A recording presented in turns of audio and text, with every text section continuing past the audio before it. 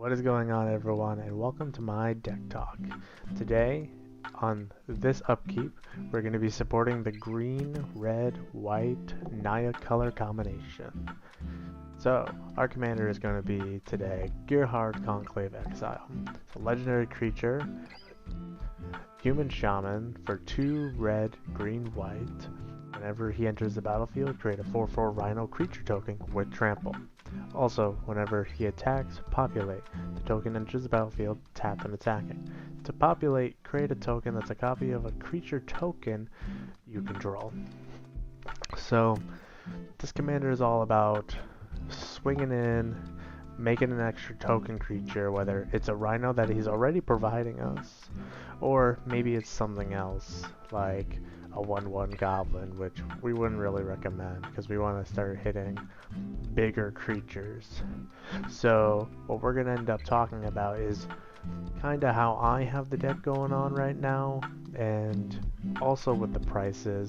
The prices that are listed on this video are the prices that they are as of right now of this recording. So let's start off with the foundation. For the foundation, we have Elemental Bond. It's a 2 green. Whenever a creature with power 3 or greater enters the battlefield under your control, draw a card. It's a really good card. Yeah, you might not be able to draw the card from Gearhard himself, but you're going to be able to get it off that Rhino token that he is creating for you. Especially when he's tapped and attacking. He's also making another Rhino tapped and attacking, so that's basically 2 cards right there off the bat. Not to mention anything else that we might be creating that would have power 3 or more. Next creature we're going to talk about is Wolfgar the Icewind Dale for 3 red and green. It's a legendary creature, human barbarian with melee. Whenever this creature attacks, it gets 1/1 until end of turn for each opponent you attack this combat. Now we really don't care about that part. The part we care about is if a creature I control attacking would cause a triggered ability of a permanent I control to trigger, that ability triggers an additional time. Hey, what do you know? Our commander likes to have attack triggers. So basically, we're going to attack, do his original ability, making a Rhino or whatever, and then with Wolfgar on the field, we get an additional trigger off that. So it's just kind of more tokens, basically. I mean, it's kind of set simple. So, another card that we have going on here is Second Harvest for 2 green. It's an instant. For each token you control, create a token that's a copy of that permanent. Hey, we're going to have a lot of tokens. And at instant speed, or someone's end step, we can instantly go, okay, I cast Second Harvest. You basically just make so much of your board state that's already so big. And if Elemental Bond just happen to be on the field, it's a lot of card draw right there. So it's pretty great with that. Or someone's swinging into you, and you can use this as a trap, you know? It's like, hey, you have 4 Rhinos on the field. They're swinging with 6 1/1s. Well, I cast Second Harvest. I have more Rhinos now. Now I won't die from the 2 excess 1/1s. Pretty great. The last card we're going to talk about for our foundation is Hate Mirage for 3 and a red. It's a sorcery speed. Choose up to 2 target creatures you don't control. For each of those creatures, create a token copy that's a copy of that creature. Those tokens gain haste. Exile them at the beginning of the next end step. My favorite situation with this. Someone's got an Elish Norn on the field. Hey, I want a copy of that Elish Norn, but you're probably thinking, well, it's just going to go away at the beginning of the end step. Well, this is what you can do. You attack with your commander, make a copy token of the Elish Norn. Yes, a legendary rule will apply, but you would have to get rid of the Elish Norn from the Hate Mirage, because that way you have one with Gearhard, and that one will stay. Also, This is a rules thing that I've looked up. When you have both Elesh Norns on the field, all creatures will get that -4/-4. So in some cases, it's kind of like a mini creature board wipe in a way. So Hate Mirage is really good in this deck, and it's really underrated for being only 10 cents to 25 cents. So the next area we're going to talk about is the supporting cast. Supporting cast is going to be of creatures who are going to help get this deck going around. Not just so much the foundation, but these cards right here. Felden of the Third Path. It's a 1 red legendary creature human artificer. For 2 and a red, tap them, create a token that's a copy of target creature card in your graveyard. Except that it's an artifact in addition to its other types, it gains haste, sacrifice it at the beginning of that step. Just like with Hate Mirage, except we're doing with our own graveyard. We got a lot of good things in our graveyard that we don't want to get rid of, and this just kind of gives us a chance to reanimate them in a token form so we can take advantage of them and then reuse and recycle. It's 40 cents to almost $1. It's really underrated. I mean, Felden is actually a really good card by itself anyway. Next card we're going to talk about is Tristani Selesnia's Voice. Green, white. Whenever another creature enters the battlefield under control, you gain life equal to that creature's toughness. Pay 1 green, white, tap it, and populate. Basically, I know the color symbols are very demanding, but it's really good if you have this on the field already and you cast our commander. Because you gain life equal to the creature's toughness. So right away, Gearhart is a 5 toughness and you get a 4/4 Rhino. That's 9 life right there, right by itself. And on top of it, you can populate. So you can do this at instant speed if you're about to die, or you need that extra token on someone's end step. Really great stuff. Really underrated card. Goro. Do I have to explain? For 1 in the red, it's a legendary Goblin Samurai. Pay 1 red. Creatures you control gain haste. I'm pretty sure that explains it enough. Also, with 3 red, we can create a 5/5 Dragon Spirit token with flying. Activate this ability only if you control a creature attacking with modified. Equipped auras you control and counter our modifications. Now we do have some minor equipments in here, more like Sword of the Animus and Blade of Cells, and Feldar's Retreat to get counters on our creatures, but the biggest thing we're looking at here is giving all our creatures haste. Because what's so good about having all these big creatures and populating all of them if they can't attack? Speaking of big creatures, we got the Desolation Twin. For 10 colorless mana, you get a creature Eldrazi. When you cast this spell, you have to cast it. You can't just enter the battlefield. When you cast this, create a 10/10 colorless Eldrazi creature token with a 10/10 body. That's 20 power on the floor right there by itself. And you don't even have to attack with both of them right away, because with our commander, you attack with our commander, you trigger its ability on the Eldrazi creature token that's already a 10/10, and you make another one. That's a huge body for such a little cost. So even though we're going to be having a lot of big boys on the field, or even little ones, we got to learn how to protect ourselves here. These are just some minor things that I have. More board protection and self-protection. Teferi's Protection is a 2 and a white. Until your next turn, your life total can't change, and you have protection from everything. All permanents you control phase out. Exile Teferi's Protection. You know, board wipe hits. You really don't want to lose everything you worked hard for.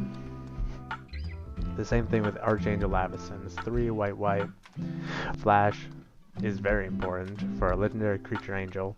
Flying Vigilance. When it enters the battlefield, creatures you control gain indestructible until their turn. Whenever a non-angel creature you control dies, transform Avacyn at the beginning of the next end step.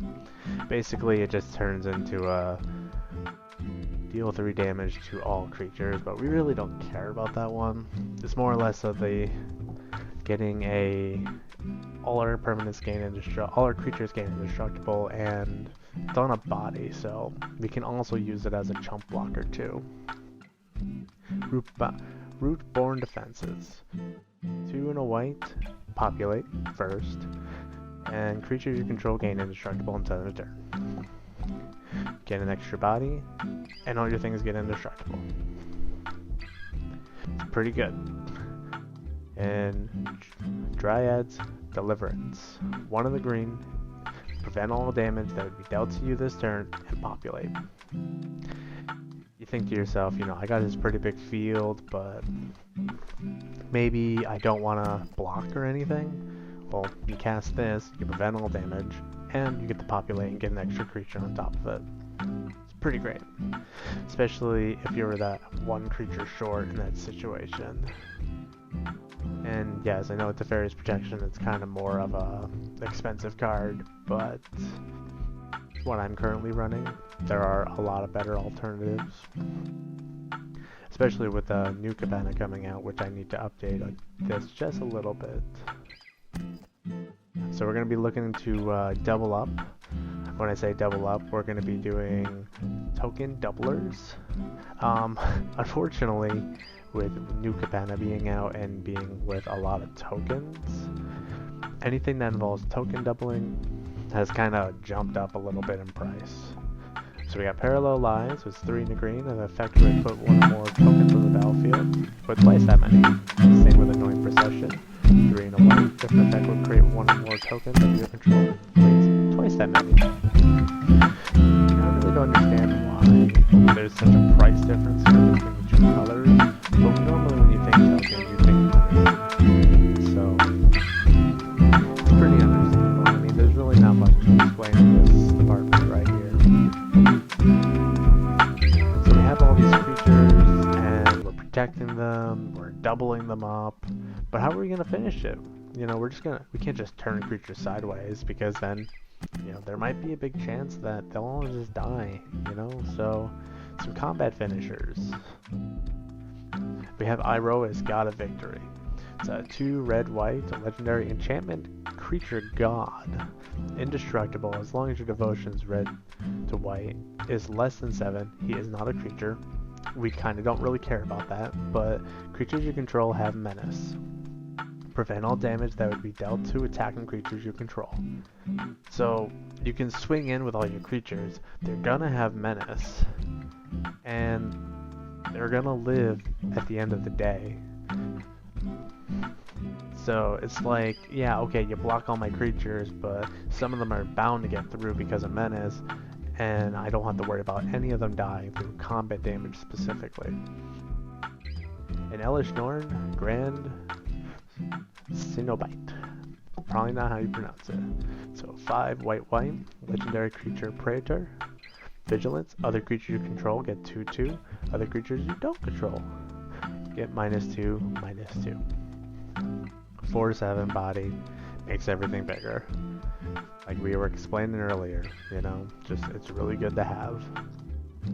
Triumph of the Hordes, 2 green, sorcery.